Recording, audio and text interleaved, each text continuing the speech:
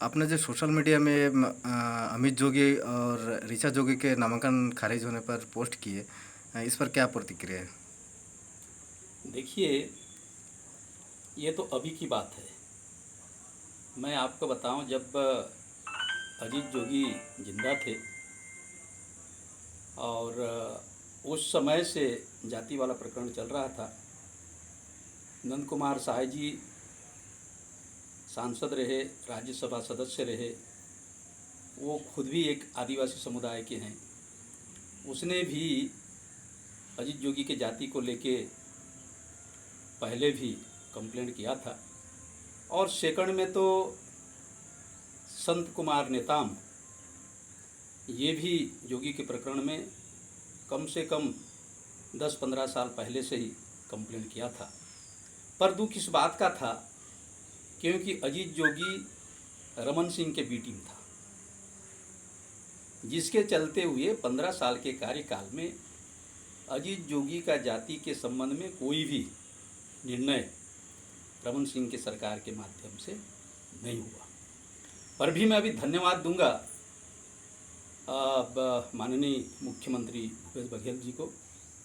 उसने एक साहस दिखाई और आज से 1.5 साल पहले 23 अगस्त 2019 को छानबीन समिति के माध्यम से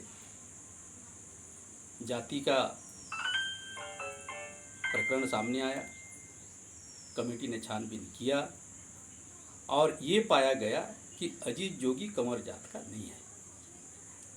उसका जाति प्रमाण पत्र खारिज हुआ। मेरा ये कहना है, जब अजीत जोगी आदिवासी नहीं है, 1.5 साल पहले उसका जाति प्रमाण पत्र खारिज हुआ, तो अमित जोगी आदिवासी कैसा हो सकता है? आप जो बोल ये रहे एक प्रश्नवाचक चिन्ह है।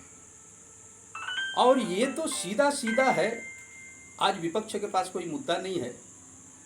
रमन सिंह यानी कि कहता है कि सरकार दबाव बनवा के मारवाही उपचुनाव में उसने अधिकारियों के ऊपर प्रेशर डाल के अमित जोगी और ऋचा जोगी का नामांकन खारिज किया। जब मैं ये बताना चाहता हूँ कि इसमें सरकार का कोई रोल नहीं है।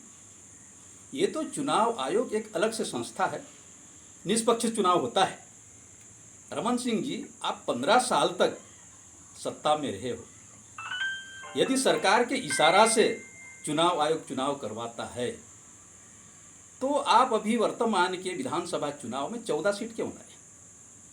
ये टोटली आपकी आरोप गलत है। और मैं तो धन्यवाद दूंगा कि कम से कम एक साहसपूर्वक हाई पावर कमेटी ने अजीत जोगी का जाति और अमित जोगी के जाति प्लस उसके बहू ऋचा जोगी का जाति को भी खारिज किया है। और खारिज ही सब कुछ नहीं है, इनके नाम से तो सीधा सीधा 420 का प्रकरण दर्ज होना चाहिए, क्योंकि इन लोगों ने धोखा दिया और एक आदिवासियों का अधिकार का हनन किया है। इसलिए सरकार को भी चाहिए और हमारे हाई पावर कमेटी को भी चाहिए। अजीत जोगी जी सांसद रहे, विधायक रहे, अमित जोगी विधायक रहा। ये एसटी कोटा से, आदिवासी कोटा से इनको बहुत सारे सुविधा शासन के माध्यम से मिला। इनको मानदेय मिला 5 साल, 10 साल, 15 साल, 20 साल तक।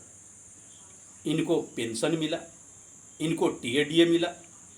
ये सारे चीज़ों को सरकार को रिकवरी करना चाहिए और अमित जोगी और ऋचा जोगी के ऊपर तत्काल एफआईआर दर्ज करके इनको अरेस्ट करें, ताकि एक संदेश जाना चाहिए, नकली आदिवासी छत्तीसगढ़ में नहीं टिक सकते। 2 विकेट की बात कर रहे थे, किसके इसको विकेट गिरा, थोड़ा सा बताएंगे? 2 विकेट की बात ऐसा है, अंतागढ़ उपचुनाव में मंतूराम पवार को बहुत बदनाम करने का कोशिश की लोगों ने। किसी ने मेरे अनजान में खरीद लिया, किसी ने बेचा।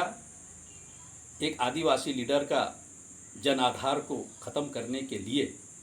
पर मैं जरूर ये कहूँगा कि देर है बाकी अंधेर नहीं है। माई दंतेश्वरी हमारा इष्ट देवी है बस्तर की। दंतेवाड़ा का उपचुनाव चित्रकूट के उपचुनाव में डॉक्टर रमन सिंह चारों खाने चित हो गए और दोनों सीट को बुरी तरह से हार गए। क्या लग रहा है ये मारवाही पहला के विकेट गिरा जी और दूसरा विकेट जैसा करनी वैसा भरनी। अजीत जोगी, अमित जोगी, मंतूराम पवार के साथ जो खिलवाड़ किए, उनके राजनीति खत्म करने का कोशिश किए। आज किसके राजनीति खत्म हुआ? आखिर के देखिए, मारवाही उपचुनाव में अजीत जोगी का नामांकन खारिज हुआ, उसके मिसेस का नामांकन खारिज हुआ, ये 2 विकेट गिर गए। बस्तर में 1 विकेट रमन सिंह का गिरा और दूसरा विकेट मारवाही उपचुनाव में अमित जोगी और ऋचा जोगी का गिरा। ये मेरा कहना है। क्या लगता है मारवाही उपचुनाव में किसकी सरकार बनने वाली है? देखिए, मारवाही चुनाव में ऐसा है कि अमित जोगी तो टोटली आउट हो गया है, जोगी परिवार नहीं लड़ पा रहा है और स्पष्ट है ये पहले भी ये काम करते थे। आज भी अमित जोगी के पार्टी बी टीम के रूप में भारतीय जनता पार्टी का ही काम करेगा।